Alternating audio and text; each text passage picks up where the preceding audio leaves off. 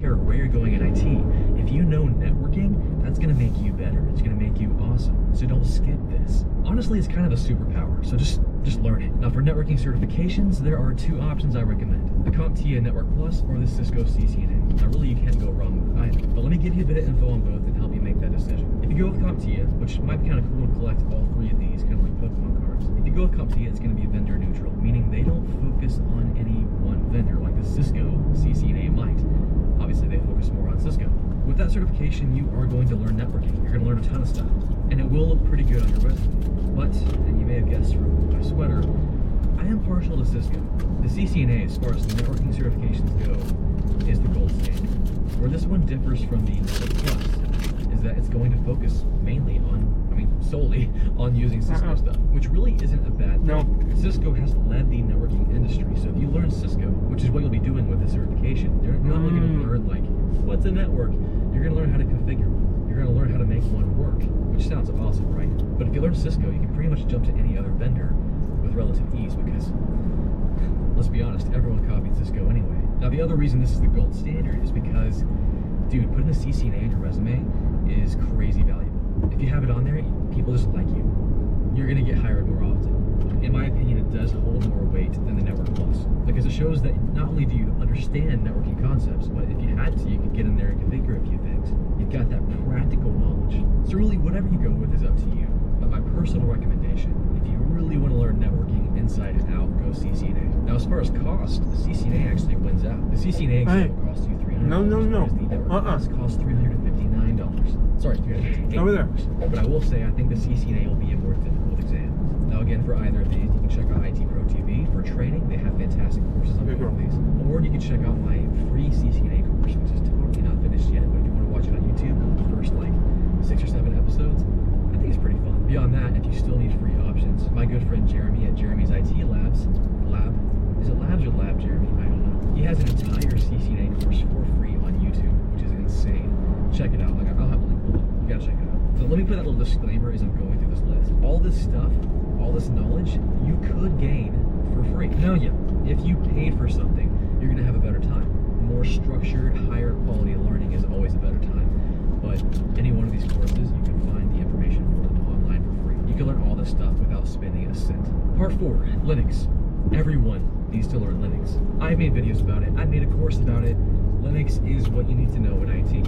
Wherever you are, I don't care. Learn Linux. Now, as far as how you learn Linux, you have a few options. You could go the certification route. Go with the Linux Plus.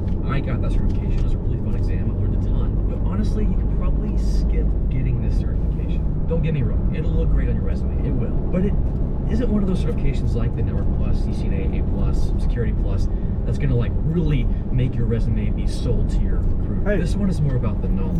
So again, take a great course on Linux Plus.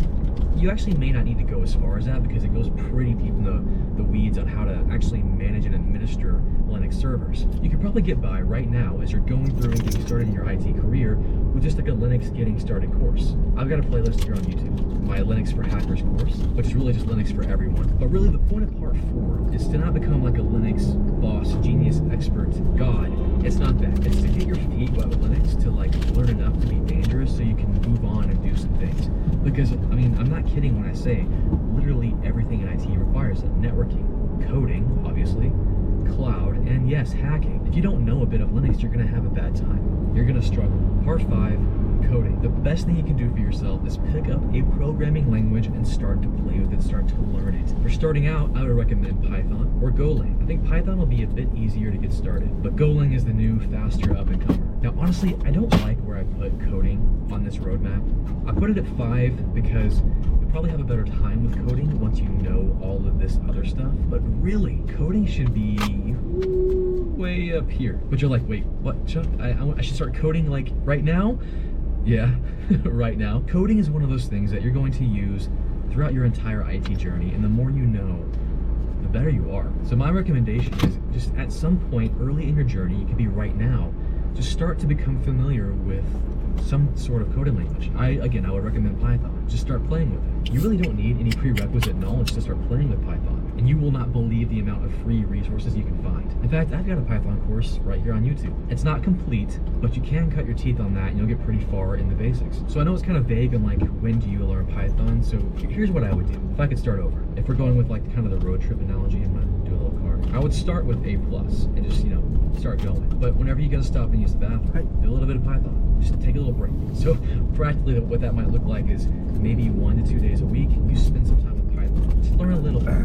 Go through a video. IT Pro TV has Python stuff. I've used Code Academy in the past. I love them. But I would just make it part of your study routine to add a little bit of Python or Golang knowledge as you go. This is something I wish I would have done. I didn't learn Python until much later in my career after I learned all the basics that we covered here. So at this point, this roadmap is for everybody. It's for you. If you're in IT and you're just getting started, try this out. Now sure, you could probably skip any one of these if you already have the knowledge. And really, I don't care about you getting the certification. I just want to make sure that you have the knowledge, because you can really shoot yourself in the foot in IT if you don't build a solid foundation. Like, trust me, you don't want to be that person that doesn't understand what an IP address is when you're like studying for an advanced certification or you're at an advanced job. From here on, it's going to be a bit more cybersecurity focused, a bit more so armed with all the prerequisite knowledge that will make you amazing. Part 6, just start hacking. Just start doing it. Now again, this is another thing where I don't like where I put it, because similar to coding, starting to hack, just to play around with hacking and the idea of it and doing beginner level things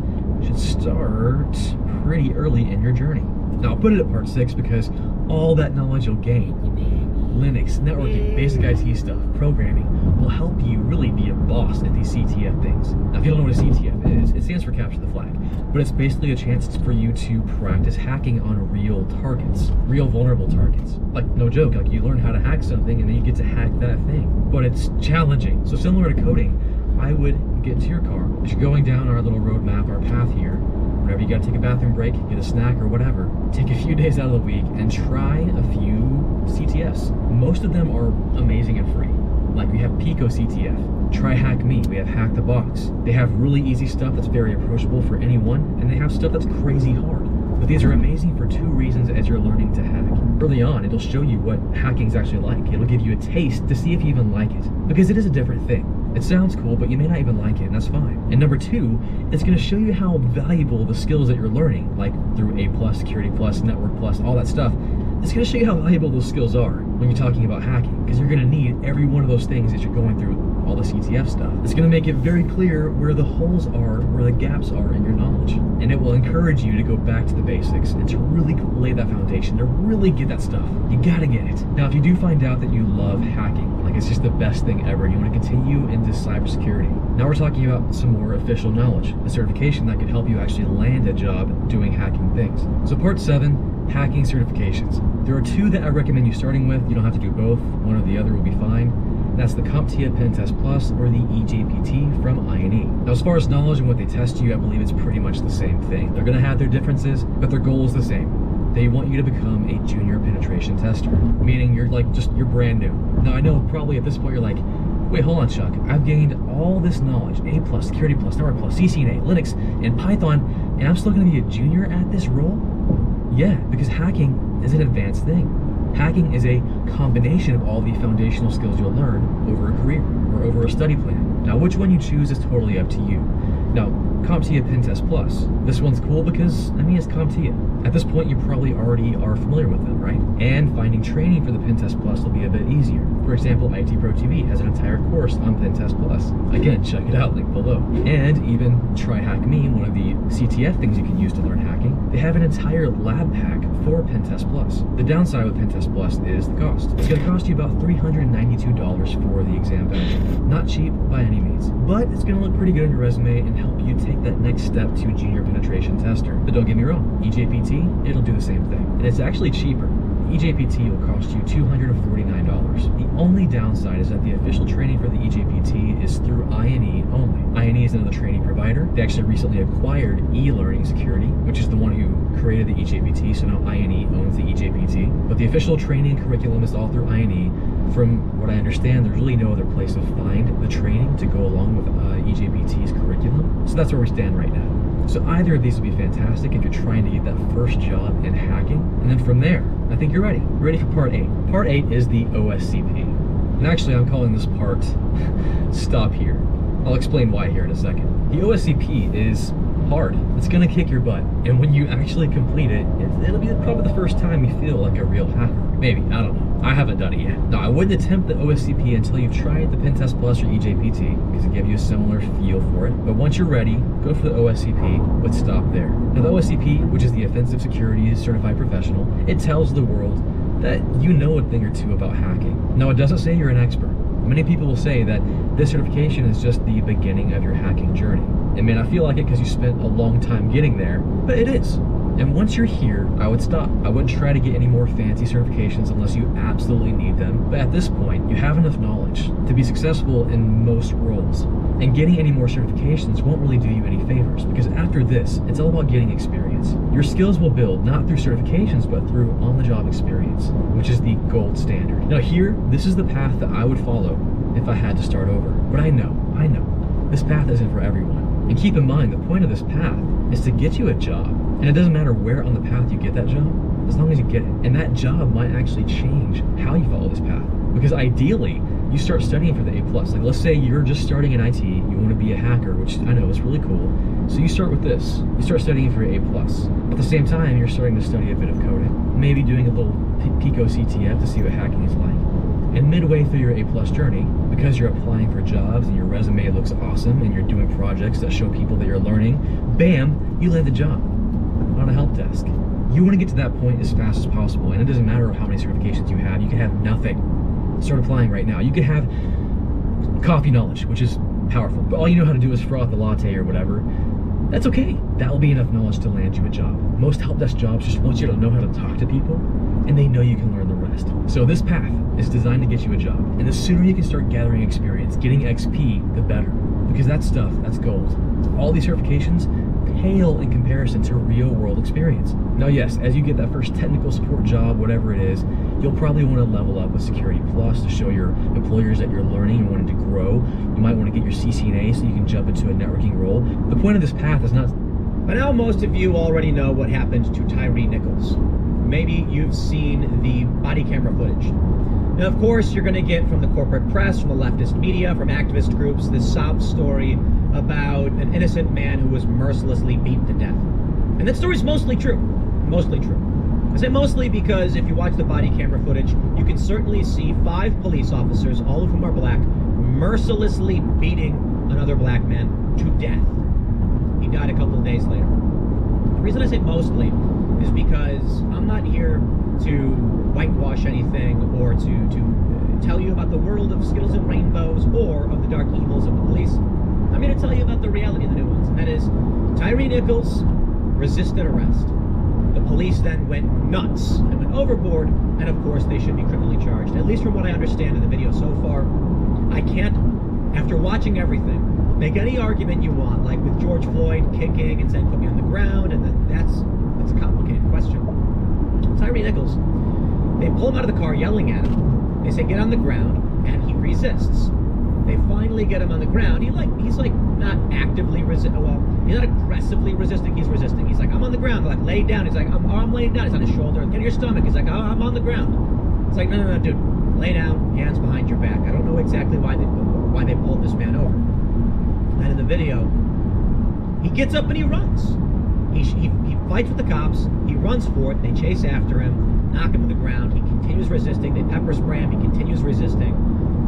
And then they go nuts. They pick him up, they cuff him, and they take shots at his face, and yeah, way overboard. But there are questions right now, rumors. How did this happen? Some suggest that these cops are just I think, what did Van Jones say? That it was all racism.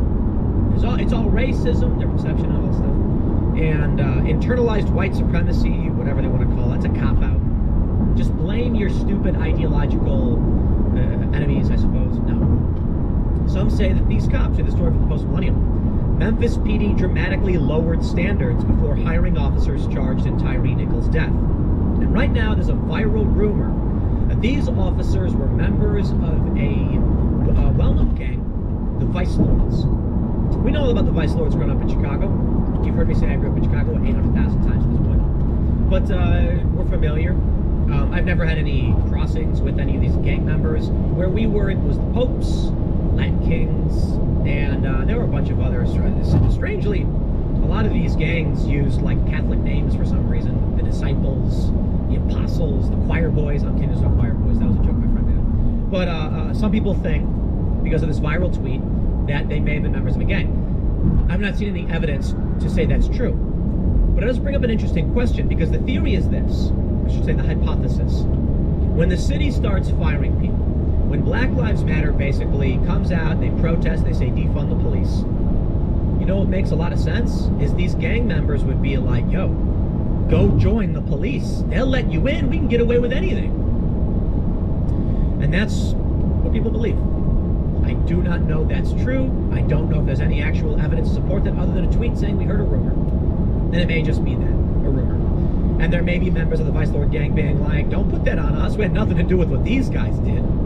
You know, because I'll tell you, this wasn't gang violence. This was a guy resisted and the cops beat him to death.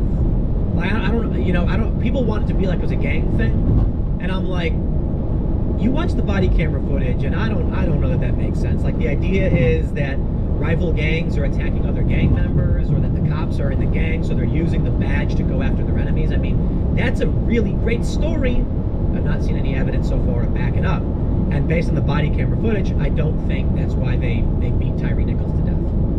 But the Post-Millennial does report on how they lowered their standards. So this is the result of defund the police. This is the result of the attack on the police. I'm sorry, this is reality. This was not a case of white supremacy. This was 5 black cops beating a black man to death. And of course, they're already trying to claim it's white supremacy. Okay, dude, this is your fault. You go after the police and say disband them, defund them, and all that stuff. I say accountability. I say probably need more funding for training. Probably need more police officers. Probably need community intervention units. More money, not less. Fix the machine. Don't burn it to the ground, because then you'll get this.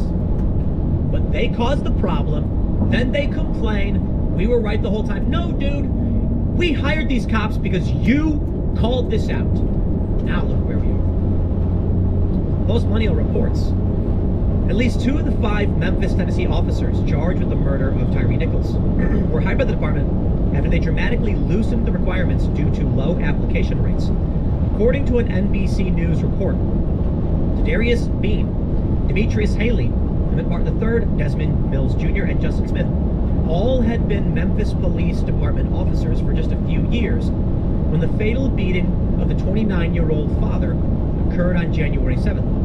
Bean and Haley, in particular, have only been on the force since August of 2020, after the department lowered the education standards. As Action 5 News reported, MPD recruits no longer needed an associate's degree or 54 college credit hours and could just get by with only 5 years of work experience. In 2021 and 22, recruitment was struggling so badly that the department offered $15,000 signing bonuses. Last year, the department also reportedly lowered the fitness requirements, doing away with a timed physical ability test. Oh, this is very great. Have a bunch of sluggish officers, offer them a ton of money, and I don't know if I care about college, to be completely honest. The department even offered waivers for felons to join the force, according to the New York Post. Haley in particular has a troubled past and seems to have been overlooked by MPD in the hiring process. As NBC reports, he was accused of taking part in the beating of an inmate named Cordarius Sledge about 8 years ago when he worked as a corrections officer for the Shelby County Corrections Department. In a 2016 lawsuit filed in the U.S. District Court for Western Tennessee, Haley was accused of punching Sledge in the face while another officer slammed him face first into the sink. After that, I blacked out, the inmate said in the suit, which was dismissed in 2018 after Sledge was unable to complete the paperwork due to being in federal custody. A local news report from 2021 praised efforts by the department to recruit more people of color due to their purported likelihood to use force far less frequently than white male officers. Very interesting. Despite all this, all 5 officers charged are black as well as the victim, while the other officers involved in the death of Nichols were recruited prior to the drop in standards in and after 2020. None had been on the force for longer than 6 years. Before the disturbing body camera and surveillance footage of the altercation between the officers and the victim was released, the 5 suspects were fired after they were found to have violated department policy on the use of force. On Thursday, they were formally charged with second-degree murder, 2 counts of official misconduct, 2 counts of aggravated kidnapping, 1 count of official oppression, and 1 count of aggravated assault. So here's the tweet that's going viral. Lauren Witzke says, "We are investigating a tip that 3 of the 5 officers in the Memphis PD beating of Tyre Nichols were members of the Vice Lords gang and under their direction. Other gang-directed beatings were reportedly found on their phones. Recordings as proof of carrying out the beatings." This is just a tweet. People, they're not always correct. And Lauren Witzke, I would say, is simply investigating the tip. Honestly, that would not enter, like, our standards at Tipcast for our newsroom, we would not run, we got a tip. Sorry. We get tips all the time. Someone could call and be like, "I got a tip. I heard that, Luke Rutkowski did a backflip." And I'd be like, "You heard it? You got a video? You got a photo?" Because otherwise, I'm not going to tell people that he might have done something, says some random person. Here's what you need to understand about this. Lauren Witzke, do you trust her? That's fine. Do you trust the person she's talking to? Oh, you don't know the person she's talking to. Does she trust the person she's talking to? We don't know. When the New York Times comes out and says Donald Trump is planning on doing a backflip, so say people with knowledge of his actions or whatever, I'm like, I don't know you or why I should trust you. And I don't know who you're talking about. So we're talking about 2 degrees of separation of I don't know or trust you. Now, I'm not saying I'm calling out the integrity of Lauren Witzke. I don't know. I just don't know if I should trust the person she's talking to. Where's the source coming from? She says, "According to our source, they somehow were hired because the standards have dropped since police departments have had a hard time hiring due to BLM movement. All the cops involved have been with Memphis PD 2 to 5 years each, which coincides with the exodus of white cops and the city's stated push to hire majority exclusively black officers." Now why? I don't get this. Why anyone does this? But that's what the woke people want. They say outright, you know what? Racial segregation. There you go. Update. Allegedly, there's a bonding company in Chattanooga that many believe is financially backed by the Vice Lords. Huge bonds are being made by this one company for this certain gang. They have members working as jail officers as well. It seems they have people everywhere. She then goes on to mention this Fox 13 article. Memphis police was struggling to find officers as recently as 2021. Standards relaxed in order to meet their desired 2,500 officer quota. But that doesn't mean they're members of a gang. She says not only did Mayor Strickland reduce the qualifications to become an officer in the Memphis PD, the academy was directly told not to fail anyone out due to their desperate need for officers. They were literally letting anyone in. Watch the body camera footage, and I think any reasonable person would say that was not a gang beating. A gang beating would be them going, "What's up, Tyre?" out of the car, and he'd be like, "Oh, it's you guys." Some people have said the rumor was that Tyre was banging the dude's wife. Watch the body camera footage. That doesn't make sense. Simple solution. They pull the guy over, he resists, they get angry, he fights back and flees, they chase him down, they get angry, they go off. That's it. Looking at all of this, I find myself leaning towards Ben Crump. The George Floyd stuff is nuanced. There's an argument to be made. The Ahmaud Arbery stuff, I think, was an egregious violation of justice. And for those that don't know, and for those that do, bear with me. Ahmaud Arbery was not a jogger. He was a suspect in a felony burglary charge, in a felony burglary case. He is on camera committing felony burglary. We'll just keep it simple. He was. The police went around saying, "Have you seen this man?" And the McMichaels chased after him. They should not have. Ahmaud Arbery flanks around the truck, fights Travis McMichael for his gun, it goes off, he takes a hit, he dies. There's no lynching. They did not chase down a jogger and kill him. That's not how it happened. You can argue a manslaughter charge or something and say they weren't supposed to chase after him. But they did have a citizen's arrest law on their side. The judge just didn't give clear instructions to the jury. It's a complicated thing. Now I'll tell you about this story. I watched the body camera footage, I watched the surveillance footage, and I'm just like, nah, these cops are bad. End of story. Cops are bad.